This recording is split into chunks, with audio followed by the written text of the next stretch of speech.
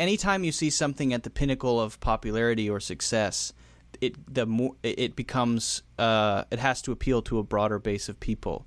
So it has to become less appealing to specific people, if that makes sense. Like Taylor Swift, right? So the more successful she becomes, the more watered down and mass appeal she has to be in order to be at the top. She has to be likable enough to 1 billion people rather than loved by 10. You know, if someone has a loyal fan base, that the person who has the loyal fan base is going to probably have a narrower slice of the population. But someone who's been sort of propped up by the whatever corporate media structure they're propped up by, that person. Well, I would say it's but a PewDiePie is an exception. I think it's a combination of two things. I think PewDiePie is very talented and he's very funny, so there's always that. But then secondly, the audience or the potential for growth for his type of content, I think it was always there since the beginning. It's just that the culture's changed to be more centered in where he always was, and that's the only reason that it's now almost 100 million.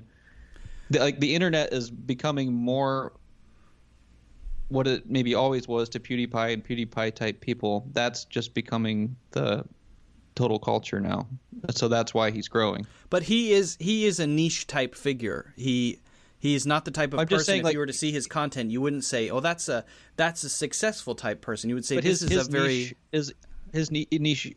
What was niche is now the mainstream. It was always the same, but it like culture itself is evolving to be more PewDiePie-like. Is it? In what way? Is it more like commentary on things? In what way is it becoming? Because I still feel like his style of humor is far away from the people who rise very quickly, like Logan Paul and Jake Paul. They are more the type I would expect to be popular on YouTube, even though what they make is garbage. I get just sarcastic meme culture, I guess, which has always been kind of a gamer thing, right? Yeah. I mean, he reminds me of Jed. I think Jed probably takes a lot from him, at least stuff I've seen Jed do. He's trying to kind of be like PewDiePie, or he always has been. But I don't know. I guess what I said before, that's what I think. I think the culture is evolving to be more like PewDiePie, and that's why. Is his subscriber base subscribed to him largely as a troll on the internet? I mean, more recently. I mean, he was at 66 million, I think, before the T-Series thing happened, and now he's, like 3 or 4 million away from 100 million. So it's like 40 million in a period of, 6 months? Yeah. That's crazy.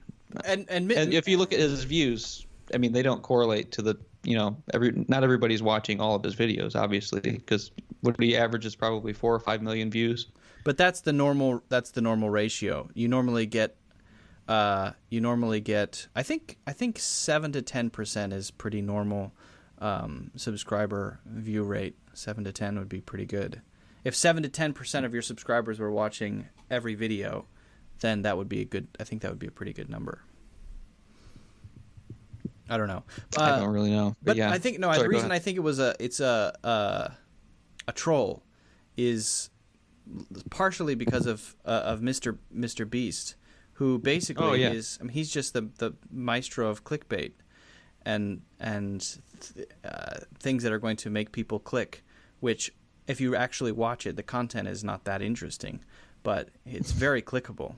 And I think he did it more just as a goof to get more views himself, probably. Yeah, I mean, his growth has been pretty crazy too. I think he's up to 20 million now. I mean, that's been, because I think he had 10 million not that long ago, and I think it's up to 20 now. It's a genius idea. It's hard to believe nobody else ever thought of it. Taking money from advertisers based on their thing being seen because of the views, and then just giving it away. Yeah, exactly.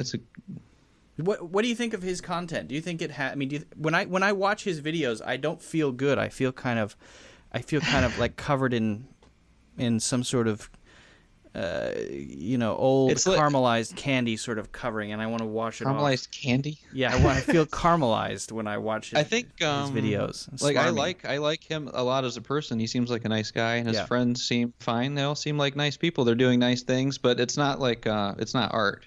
No. Like PewDiePie is more on the art side. What he does, he can actually only do his style of comedy, Right. and just being like a personality, a cult of personality, even. That he's, I mean, they're on completely different levels. Mr. Beast can never do that. He might end up having more subscribers or more views, but it's not. It wouldn't have like the long-lasting staying power of PewDiePie. Yeah, exactly. I don't think.